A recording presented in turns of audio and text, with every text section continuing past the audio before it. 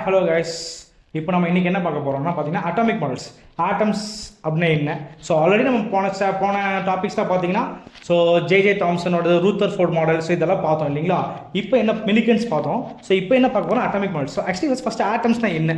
So நமக்கு already தெரியும் ஆட்டம்ஸ்னால் ரொம்ப ஸ்மாலஸ்ட் பார்ட்டிகல் கரெக்டாக. ஸோ இவங்களாம் பார்த்தீங்கன்னா தெரியும் யாராவது டிஃப்ரெண்ட்டாக ஃபேஸாக இருக்காங்க, காட்டன் பொம்மையாடன்ட். ஆனால் இவங்களாம் கிரேட் சயின்டிஸ்ட் ஆக்சுவலி. ஸோ இந்த ஆட்டம்ஸ் என்ன, அட்டாமிக் மாடலை வச்சு என்னென்ன எக்ஸ்பிளைன் பண்ணியிருக்காங்க. ஸோ இவங்களாம் சொல்லியிருக்காங்க. ஃபஸ்ட்டு பார்த்தீங்கன்னா ஃபஸ்ட்டு வந்துட்டு யாருன்னா அரௌண்ட் 400 BC. இதை ஃபஸ்ட் இருக்கிறதுலே ரொம்ப பழசில் ஃபஸ்ட்டு யார் பண்ணாங்கன்னா டெமோக்ரட்டஸ் யாருன்னா ஜான் டால்டன் அப்படிங்கிறவர் என்ன பண்ணார்னா ஒரு ஆட்டம்னா என்ன அப்படிங்கிறதுக்கு அவர் தான் ஒரு தியரட்டிக்கலாக ஒரு எக்ஸ்பிளனேஷன் கொடுத்தாரு. ஸோ ஆட்டம்ங்கிறது ரொம்ப இருக்கிற ஸ்மாலஸ்ட் பார்ட்டிகல்ஸ், இன்டிவிசிபிள் அப்படின்னு சொல்லி கொடுக்குறாரு சரிங்களா. ஸோ ஆனால் இவர் என்ன சொல்கிறாருன்னா ஜஸ்ட் ஒரு ஆட்டம்னா வந்து என்னது ஒரு small and individual atom, that's அவ்வளோதான். வேறு எதுவுமே இதை பற்றி கொடுக்கல. உள்ள என்ன இருக்கும், ஆட்டம்ஸ்லாம் இருக்குமா, இல்லை ஆட்டம்ஸ்குள்ள வந்து எலக்ட்ரான்ஸ் நியூக்ளியஸ் ஏதாச்சும் இருக்குமா, எதுவுமே அவங்க கொடுக்கல. ஸோ இது ஜஸ்ட் ஒரு தியரட்டிக்காக ப்ரூவ் பண்ணி போயிட்டார் சரிங்களா. இப்போ அடுத்தது பார்த்தீங்கன்னா நெக்ஸ்ட் வந்து ப்ளம் புட்டிங் மாடல் அப்படின்னு சொல்லிட்டு நம்மளுக்கு ஜே தாம்சன் எக்ஸ்பெரிமெண்ட் சொல்றாரு. இதுதான் என்ன நம்ம படிச்சிட்டோம்னா, இப்போ ஃபார் எக்ஸாம்பிள் இங்கே பாசிட்டிவ் சார்ஜ் இருக்கா, அந்த பாசிட்டிவ் சார்ஜ் ஸ்டாட்டிக் சார்ஜ், இது மூவ் ஆகாது. ஆனால் எலக்ட்ரான்ஸ் மட்டும் அங்கேயும் இங்கேயும் அப்படியே இருக்கும். ஸோ இதுதான் நம்ம வாட்டர் மெலன் மாடல் படிச்சிருப்போம் இல்லையா.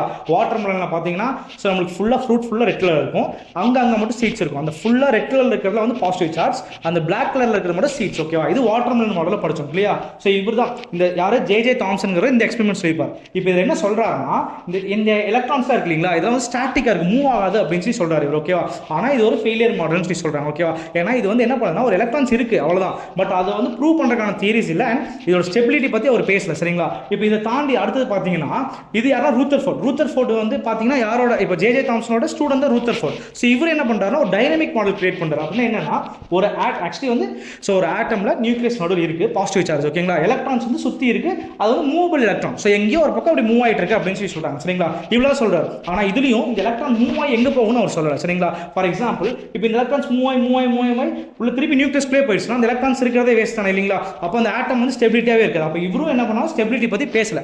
அப்போ இந்த ஸ்டெபிலிட்டி யார் தான் ஓவர் கம் பண்ணான்னு பார்த்தீங்கன்னா நெக்ஸ்ட் நெயில் போர். ஸோ போர் ஆட்டம் மாடல் அப்படின்னு நீங்கள் படிச்சிருப்பீங்க கரெக்டாக. இந்த போர் அப்படிங்கிறவர் மட்டும்தான் என்ன பண்ணுறாருன்னா நடுவில் வந்து ஒரு நியூக்ளியஸ் இருக்குது, இதை சுற்றி ஒரு ஸ்டேஷனரி ஆர்பிட்ஸ் இருக்குன்னு சொல்லி படிச்சிருக்கோம். நீங்கள் சின்ன வயசுலேயே படிச்சிருப்பீங்க, இது கே செல், இது எல் செல், இது எம் செல், இது என் செல், இதெல்லாம் படிச்சிருப்பீங்க கரெக்டாக. ஸோ இல்லை எதுக்கு இந்த செல்லு, எதுக்கு ஆட்டம் சுற்றி எலக்ட்ரான் மூவ் ஆகுது, எது யாருக்கும் தெரியாது. நியூக்ளியஸ் சுற்றி எதுக்கு எலக்ட்ரான்ஸ்லாம் மூவ் ஆகுது. ஆக்சுவலி என்னன்னா ரீசன் என்னன்னா, இப்போ முன்னாடி பார்த்தீங்கன்னா ரூதர்ஃபோர்டில் வந்து பார்த்தீங்கன்னா என்ன சொன்னார்னா இப்போ வந்து நடுவில் நியூக்ளியஸ் இருக்கும், எலக்ட்ரான்ஸ் மூவ் ஆகிட்டு இருக்கும். நாங்கள் ஆனால் எலக்ட்ரான் எப்படி மூவ் ஆகும்னு தெரியாது கரெக்டாக இல்லையா. ஸோ அப்போ இங்கே வந்து தனித்தனியாக ஒரு ஆர்பிட்டா இருக்கா.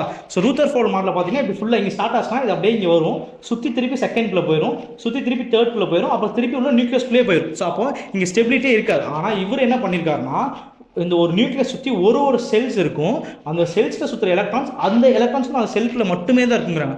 ஸ்டாண்டர்ட் ஆர்பிட் அப்படின்னு சொல்லி சொல்கிறார் சரிங்களா. அதனால் என்ன ஆகுது, இப்போ இந்த எலக்ட்ரான்ஸ் வந்து எனர்ஜி கெயின் ஆச்சுன்னா இந்த செல்லேருந்து இந்த செல்க்கு வரும். இப்போ இந்த எனர்ஜி வந்து இந்த எலக்ட்ரான் வந்து எனர்ஜி வந்து லூஸ் ஆச்சுன்னா இந்த செல்லேருந்து இந்த செல் போயிடும். ஸோ இந்த மாதிரி மாறி இந்த ஆர்பிட்குள்ளேயே சுற்றிட்டு இருக்குங்கிறாங்க. அப்போ இந்த நியூக்ளியஸ்குள்ளே இந்த எலக்ட்ரான்ஸ் போகாது. எப்படின்னா ஃபார் எக்ஸாம்பிள் நம்ம பிளானெட்டில் சன் நடுவில் இருக்குது, சுற்றி இருக்கிற பிளானட்ஸ்லாம் அப்படியே சுற்றியா இருக்கு இல்லையா, அதே மாதிரி தான் இங்கேயும் பண்ணுறாங்க. ஸோ ஒரு நியூக்ளியஸ் இருக்குது, இந்த எலக்ட்ரான்ஸ் இருக்குது, அப்படி positive charge negative charge, Coulomb's force of attraction படி இந்த நெகட்டிவ் சார்ஜ் சுற்றி போயிட்டே இருக்கு. அப்போ இங்கே சென்ட்ரிபெடல் ஃபோர்ஸ் கிரியேட் ஆகுமா. ஸோ இதெல்லாம் தான் வச்சு ஸ்டெபிலிட்டி வந்து இவர் ப்ரூவ் பண்ணுறாரு நெயில் போர்ஸ் அப்படிங்கிறவர் சரிங்களா. ஸோ எப்படி